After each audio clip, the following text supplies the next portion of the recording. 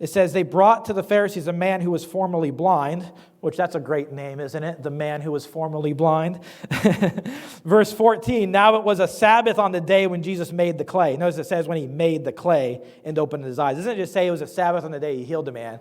It talks about the process.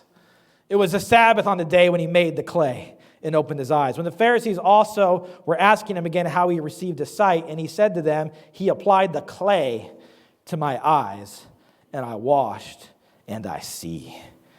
Therefore, some of the Pharisees were saying, this man is not from God because he does not keep the Sabbath. But others were saying, how can a man who is a sinner perform such signs? So there was division, all right?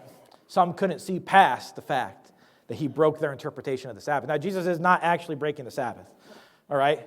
Jesus is not actually breaking the law of Moses in any way, but their tradition, their teachings they had surrounded the law of God with, he is breaking, and he's doing it on purpose. Jesus just has no room for the traditions of man competing with the Word of God. He'll just have none of it. And especially because in the Gospel of John, he's constantly opposing those who think that they can be righteous before God based on their own works. All right? You can't. You can't climb a ladder of self-righteousness to heaven. And in fact, your self-righteousness is an affront to heaven. It's an affront to the gospel. Those who say they see will remain blind. The first step is admitting that you're blind, admitting that you're a sinner in desperate need of saving. That is step number one. Admitting that you are a sinner deserving the just wrath of God. Then, now Jesus can do something with you.